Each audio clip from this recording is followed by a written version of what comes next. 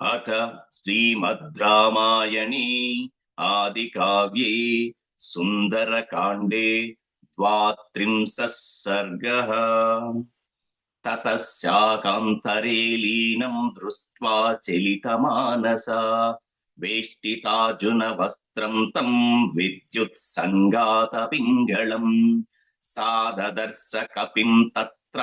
प्रसृतं प्रियवादिनम् उल्लासोकात्कराभासं तप्तचामीकरे क्षणम् मैथिली चिन्तयामासा विस्मयं परमं गता अहो भीममिदं रूपं वानरस्य दुरासदम् दुर्निरीक्षमिति ज्ञात्वा पुनरेव मुमोहसा विललापभृशं सीता तरुणं भयमोहिता राम रामेति दुःखार्ता लक्ष्मणेति च भामिनी रुरोद बहुधा सीता मन्दं मन्दस्वरा सती सातं दृष्ट्वा हरिश्रेष्ठं विनीतवदुपस्थितं मैथिली चिन्तयामासा स्वप्नोऽयमिति भामिनी सा वीक्षमाणा मृदुभुग्नवक्त्रं शाखामृगेन्द्रस्य यथोक्तकारम् ददर्श पिङ्गादिपतेरमात्यं वातात्मजं बुद्धिमतां वरिष्ठं सातं समीक्षैव भृशं विसञ्ज्ञा गातासु कल्पेव बभूव सीता चिरेण संज्ञां प्रतिलभ्य भूयो विचिन्तयामास विशालनेत्रा स्वप्ने मयायं विकृतोऽद्य दृष्टो शाखामृगशास्त्रगणैर्निषिद्धः स्वस्तस्युरामाय स लक्ष्मणाय तदापितोर्मे जनकस्य राज्ञः स्वप्नोऽपि नायं न हि मेऽस्ति निद्रा शोकेन दुःखेन च पीडितायाः सुखं हि मे नास्ति यतोऽस्मि हीना तेनेन्दुपूर्णा प्रतिमाननेन रामेति रामेति सदैव बुद्ध्या विचिन्त्य वाचा ब्रुवती तमेव तस्यानुरूपं च कथां तमद्धम् एवं प्रवक्ष्यामि तदा शृणोमि अहं हि तस्याद्य मनोभवेन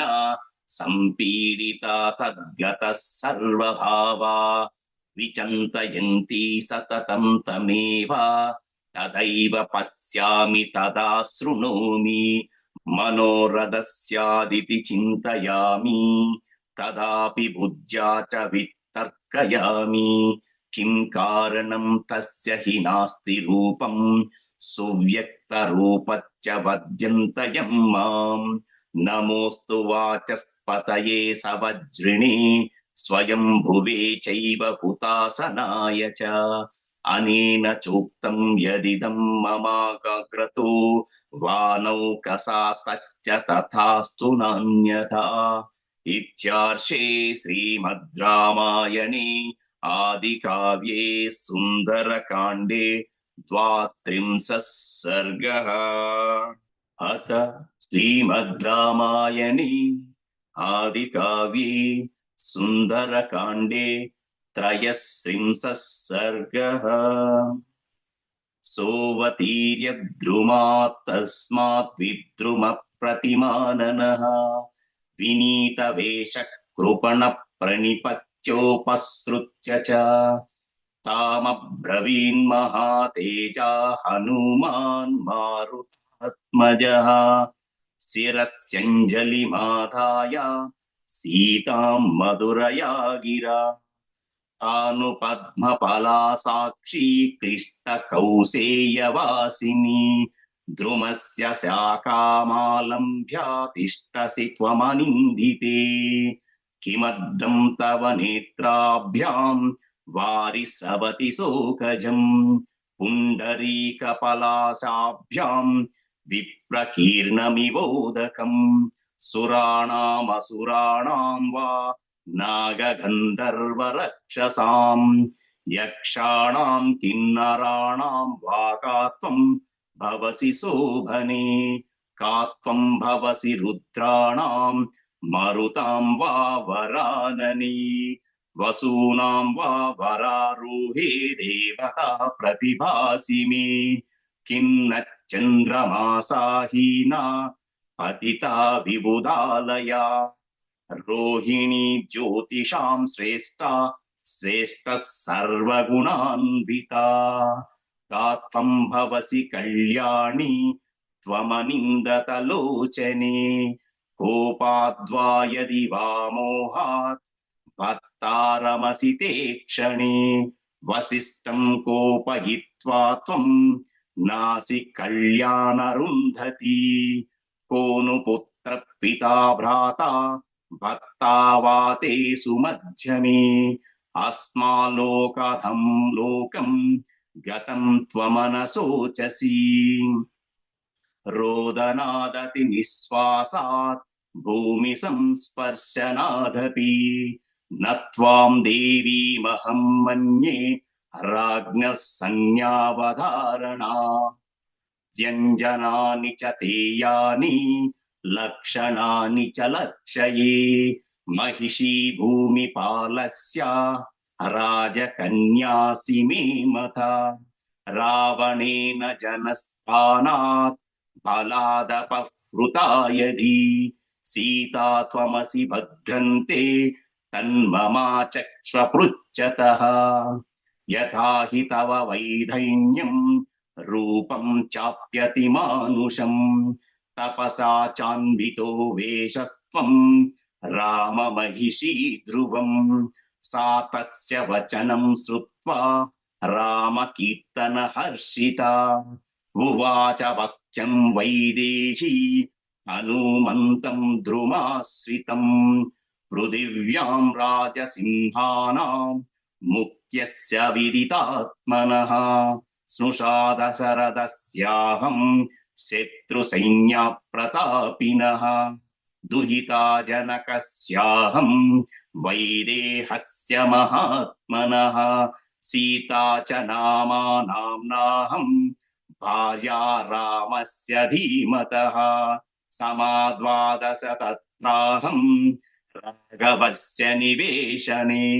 భుజానామానుషాన్ భోగాన్ సర్వకామ సమృద్ధిని తత్ర త్రయోదశే వర్షే రాజ్యేనాక్షుకనందనం అభిషేచయుతం రాజా సోపాధ్యాయో ప్రచక్రమే తస్మిన్ సంభ్రియమాణే తు రాఘవస్యాభిషేచనే కైకేయీ నామ భర్తారం దేవీ వచనమబ్రవీత్ న పింబేయం నా ఖాదేయం ప్రత్యహం మమ భోజనం ఏష మే జీవితస్యాంతో రామో యజ్జవిషిచ్యతే యత్తదుక్తం త్వయా వాక్యం ప్రీత్యా నృపతి సత్తమా అచ్చేన్నవతథం కార్యం వనం గచ్చతు రాఘవః స రాజా సత్యవాగ్దేవ్యా వరదానమనుస్మరన్ ముమోహ వచనం శ్రుత్వా కైకేయ్యా క్రూరమప్రియం తతస్తు స్థవిరో రాజా సచ్చే ధర్మే వ్యవస్థితః జ్యేష్ఠం యశస్వినం పుత్రం రుదన్ రాజ్యమయాచత సపితుర్వచనం శ్రీమాన్ అభిషేకాత్ పరం ప్రియం మనసా పూర్వమాసాద్య వాచా ప్రతిగృహీతవాన్ దజ్జాన్న ప్రతిగృహిణీయాత్ న బ్రూయాత్ కించద ప్రియం ఆపి జీవిత హేతోర్వా రామః సత్య పరాక్రమః స విహాయోత్తరీయాణి మహార్హాణి మహాయసాః విసృజ్య మనసా రాజ్యం జనైన్యేమాం సమాదిశత్ సాహం తస్యాగ్రతస్థూనం ప్రస్థితా వనచారిణి నహి మే తేన హీనాయార్ వాస స్వర్గేపి రోచతే तागेव तु महाभागः सौमित्रिमित्रनन्दनः पूर्वजस्यानुयात्रार्थे द्रुमचिरैरलङ्कृतः ते वयं भर्तुरादेशं बहूमान्यदृढव्रताः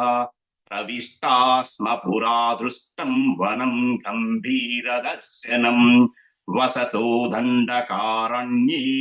तस्याहममिताजसौः रक्षसा प्रहृता भार्या रावणेन दुरात्मना द्वौ मासौ तेन मे कालः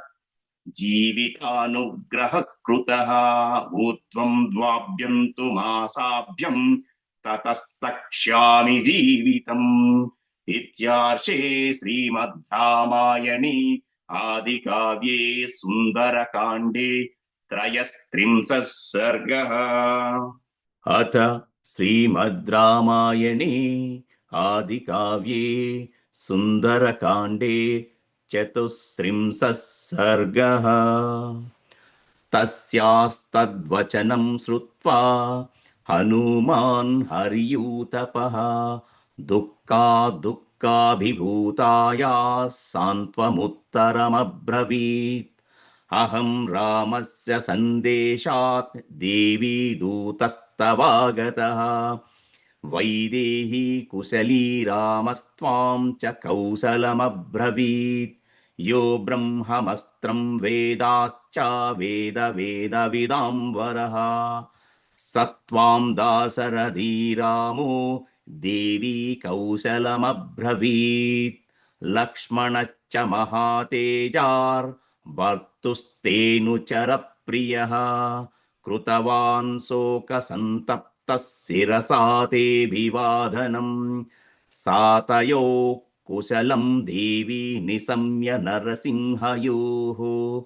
प्रीतिसंहृष्ट सर्वाङ्गी हनुमन्तमताब्रवीत्। कल्याणी बत गाथेयं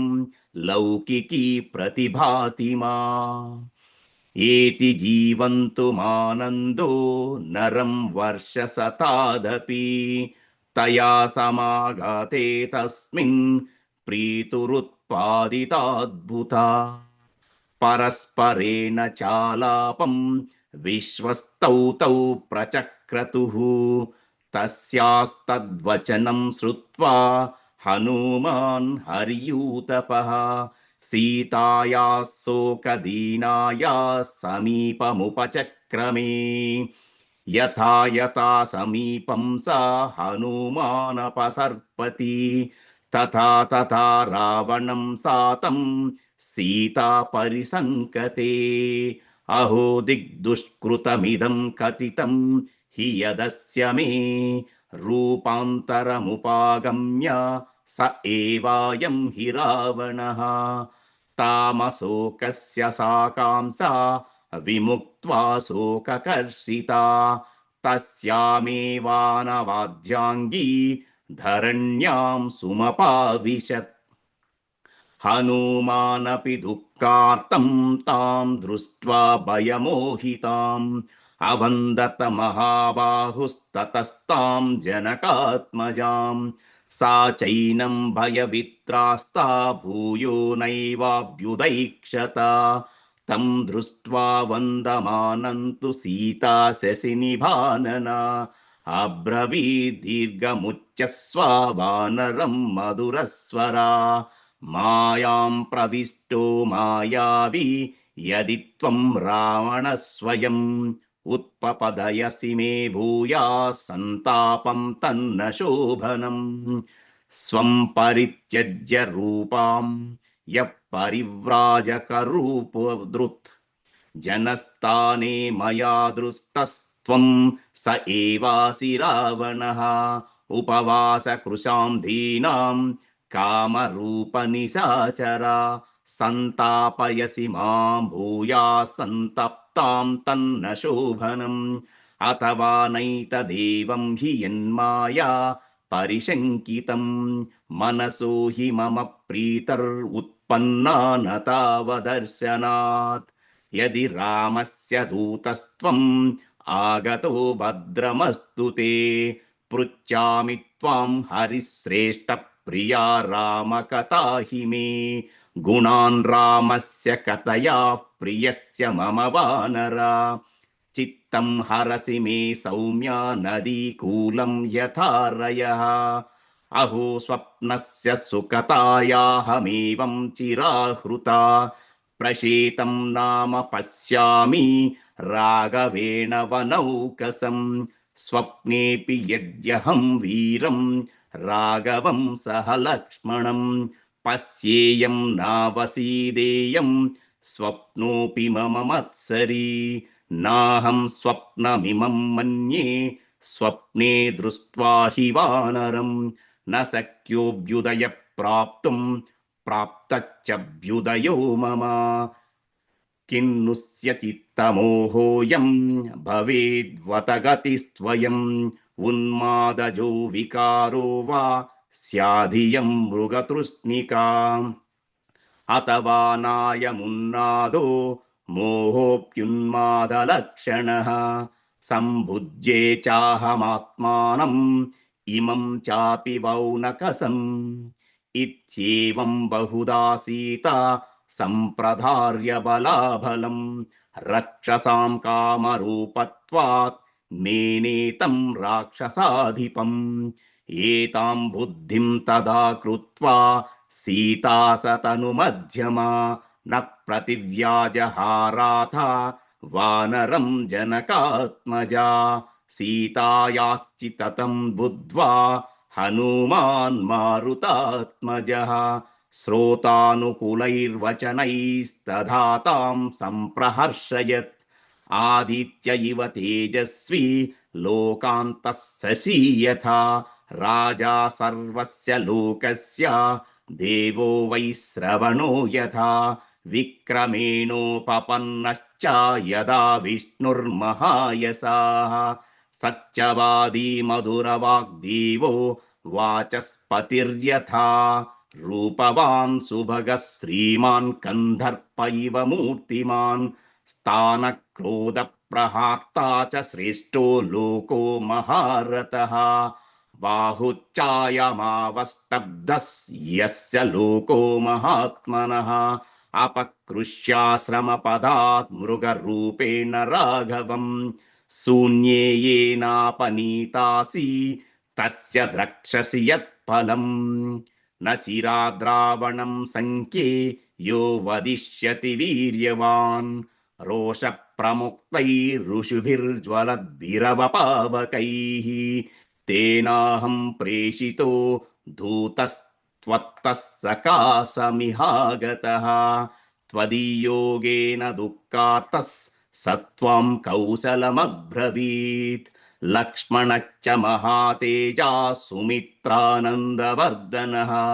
अभिवाद्य महाबाहुः स त्वां कौशलमब्रवीत् रामस्य च सखा देवी सुग्रीवो नाम वानरः राजा वानरमुख्यानां स त्वां कौशलमब्रवीत् नित्यं स्मरति रामस्त्वां स सुग्रीवसलक्षणः दिष्ट्या जीवसि वैदेही राक्षसी वशमागता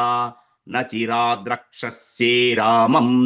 लक्ष्मणं च महाबलं मध्ये वानरकोटीनां सुग्रीवं चामितौजसम् अहं सुग्रीवसचिवो हनुमान् नाम वानरः प्रविष्टो नगरीं लङ्कां लङ्घयित्वा महोदधिं कृत्वा मूर्ध्निपदन्यासं रावणस्य दुरात्मनः त्वां द्रष्टुमुपयातोऽहं समाश्रित्य पराक्रमं नहमस्मि तदा देवी यथा मामवगच्छसि विशङ्का त्यज्यतामेषा श्रद्धत्स्व वदतु मम इत्यार्षे श्रीमद् रामायणे आदिकाव्ये सुन्दरकाण्डे 34 सर्गः।